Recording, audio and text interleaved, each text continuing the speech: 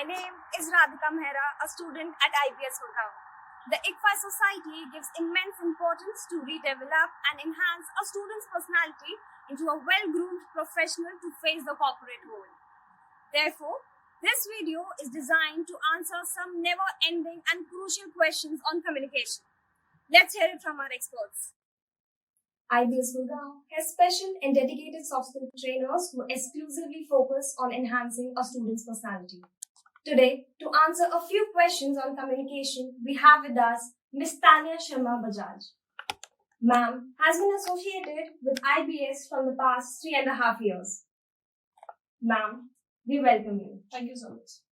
So the very first question to you is, what steps in our daily routine we can adopt to enhance our communication? Okay, well, now this is something that I've been telling all my students for a long time now, that learning is a lifelong process, and we as Indians, we have different vernacular languages, and English is something that you're not generally born with as a language in your household, and you have to pick it up, right? You have to learn it all throughout your life, and you cannot say that I know the language fully or I know everything about the language. So each day you learn something new.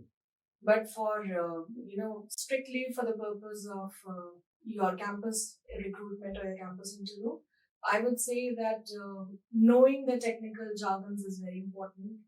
You go through your books very, very closely, learn the words that are used, pick up the technical language, read the newspaper every day, right? If you come across a new word, or if you come across a sentence which you do not understand due to certain words, then you must definitely refer to the dictionary or Google it out, ask your teachers, okay, and also maintain a diary with all these words.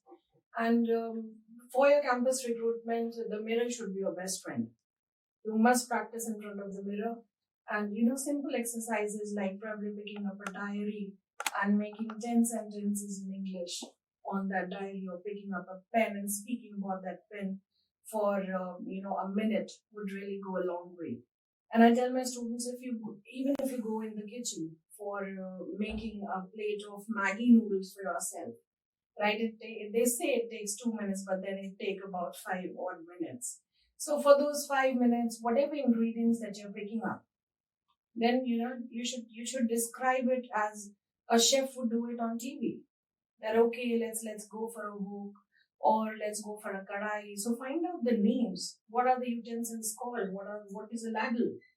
Okay, measure out the water in the cup, and then you speak that language, the language of a chef. So even if you're using condiments or you're using masalas, as we say, you use all the English words. Like it's not namak, it's salt, it's not mirch, it's red chili powder or red chili whole, and spaghetti masala. So, you would start using those English words.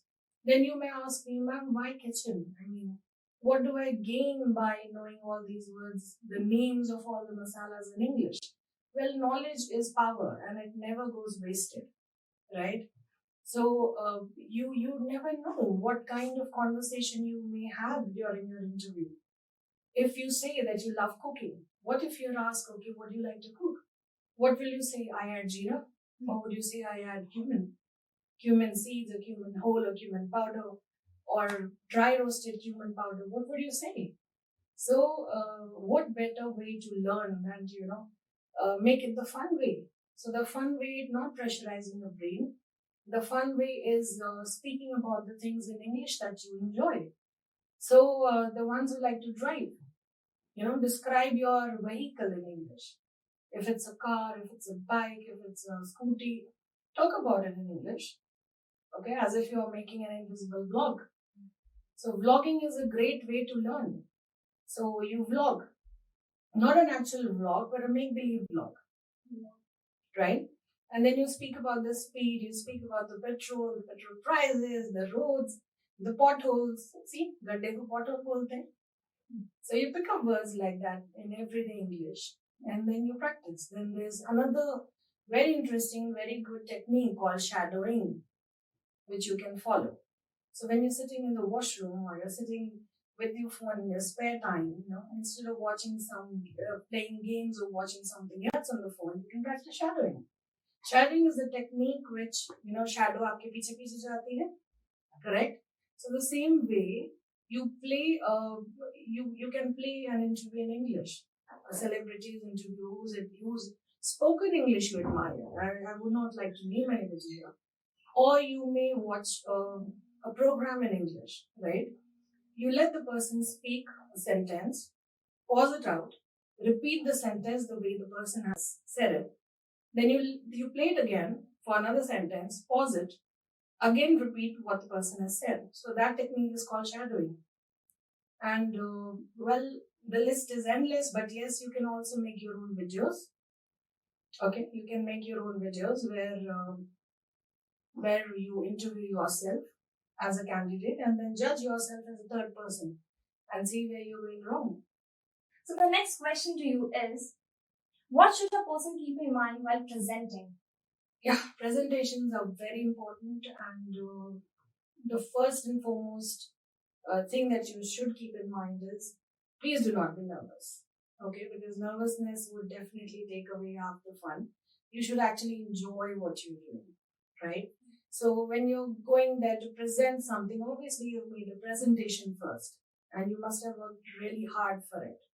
So why let all that labor of yours go to waste just because you became nervous, right? So know your audience first and prepare well.